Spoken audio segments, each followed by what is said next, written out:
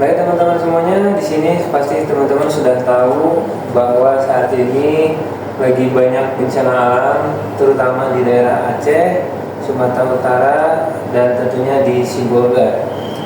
Buat rekan-rekan semua sekalian pasti sudah tahu dan sudah banyak baca cerita di media sosial. Pasti kalian juga sudah paham penyebabnya apa, yaitu curah hujan yang tinggi, kemudian faktor dari alam itu sendiri.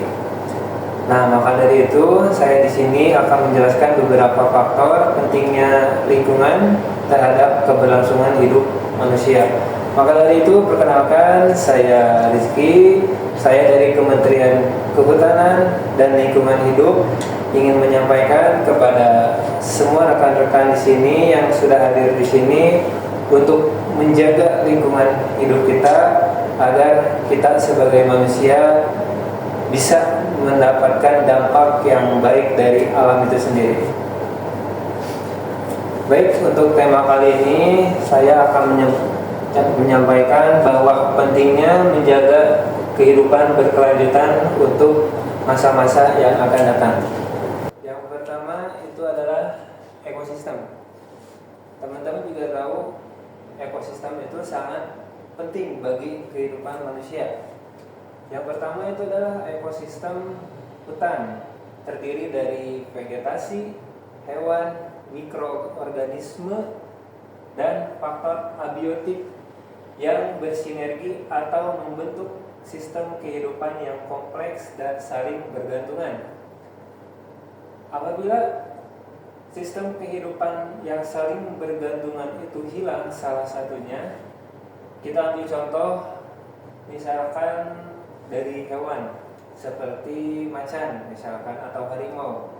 Harimau adalah salah satu puncak rantai makanan di hutan. Apabila harimau tidak ada atau mati, maka sistem yang ada di hutan atau kehidupan yang ada di hutan itu akan terganggu. Salah satunya yaitu hewan-hewan pengerat seperti kelinci, tupai, dan lainnya itu akan merajalela dan akan mengganggu kehidupan masyarakat seperti merusak sawah dan merusak perkebunan warga yang ada di sekitarnya.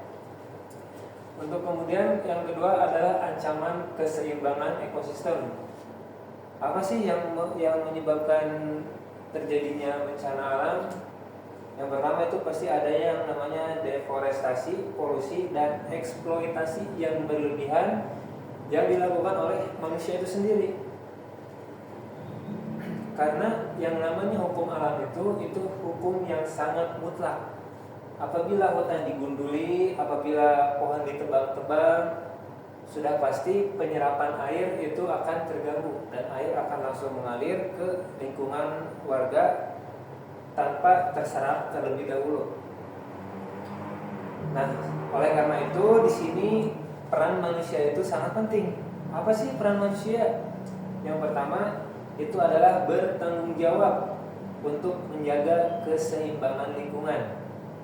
Yang pertama untuk tidak membuang sampah sembarangan, tidak menebang pohon, kemudian melakukan konservasi atau penanaman kembali pohon yang sudah ditebang agar lingkungan bisa terjaga dan terhindar dari berbagai macam ancaman alam gitu ya, bencana alam.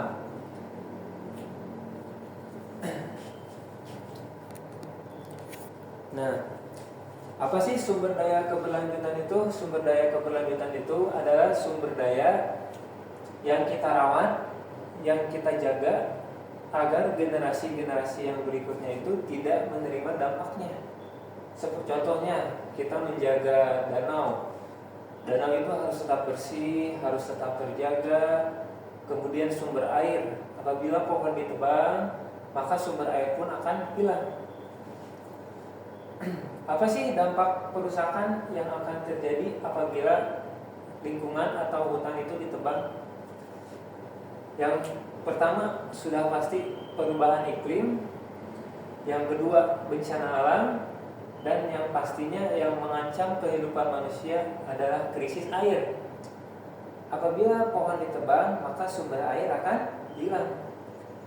Maka dari itu kembali lagi pentingnya peran manusia di dalam menjaga kehidupan di hutan, yaitu praktik pengelolaan berkelanjutan. Apa sih praktik pengelolaan berkelanjutan itu?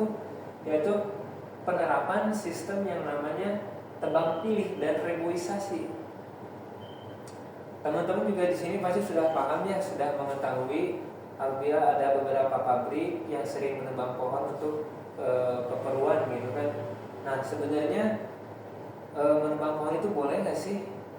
Sebenarnya boleh-boleh saja, tetapi harus dilakukan yang namanya reboisasi atau penanaman kembali agar menjaga keseimbangan ekosistem hutan dan hewan-hewan yang ada di dalam hutan tersebut, misalkan seperti orangutan, mikroorganisme, dan hewan-hewan yang lainnya.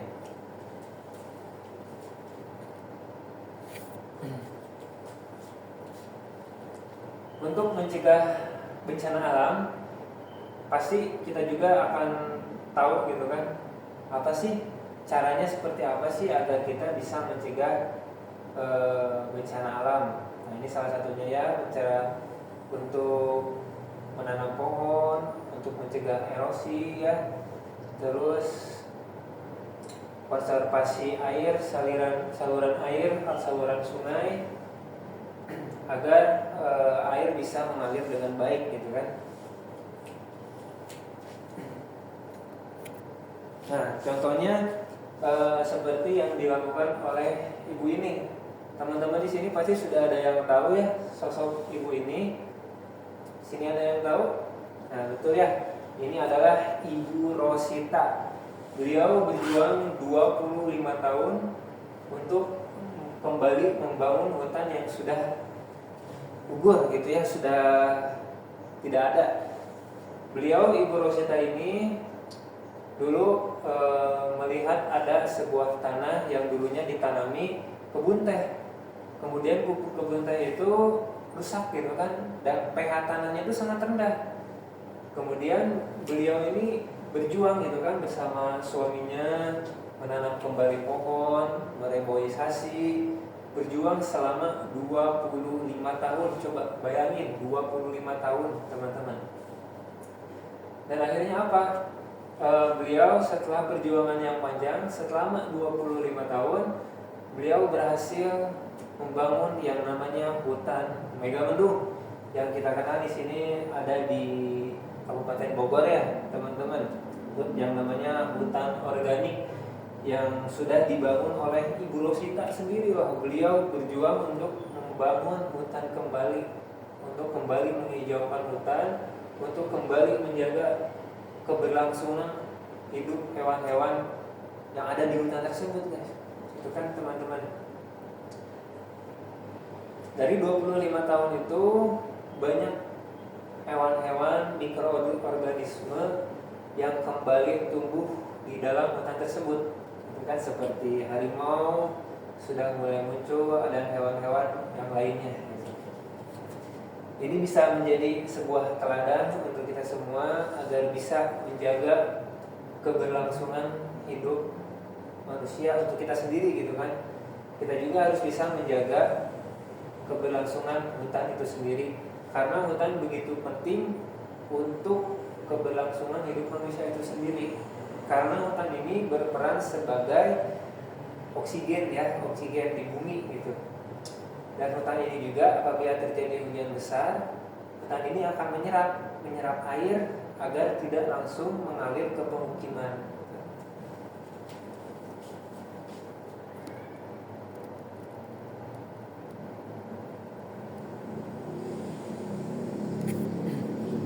Nah, di sini upaya yang bisa kita lakukan, yang pastinya kita mereboisasi hutan-hutan yang gundul, menghentikan pertambangan ilegal, kemudian menyetop pergundulan hutan untuk dijadikan kebun kelapa sawit gitu kan.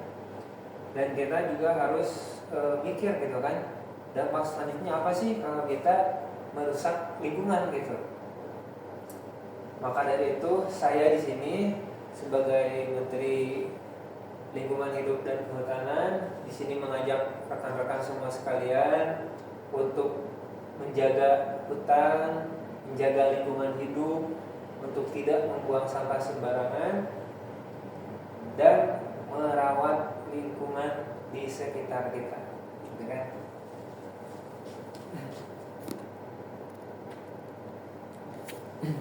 Nah, upaya apa sih yang bisa dilakukan sama pemerintah, gitu kan? Nah, upaya yang bisa dilakukan oleh pemerintah itu salah satunya adalah penegakan hukum lingkungan yang tegas, gitu kan? Misalkan ada sebuah perusahaan yang menebang pohon, yang menggunduli hutan tanpa izin atau tambang ilegal, gitu kan?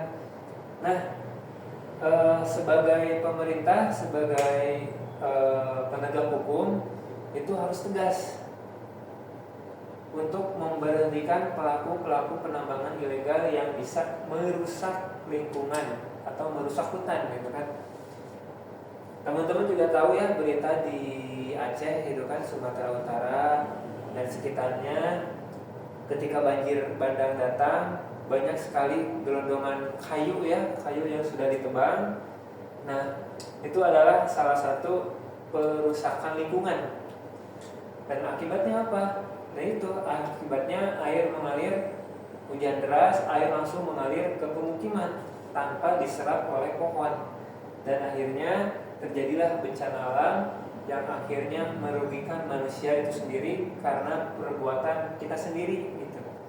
Maka dari itu sebagai aparat pemerintah, sebagai negara hukum harus tegas, gitu kan, menindak orang-orang atau perusahaan-perusahaan yang melakukan perusakan lingkungan agar mendapatkan efek jerak dan tidak melakukan kesalahan yang sama lagi, gitu.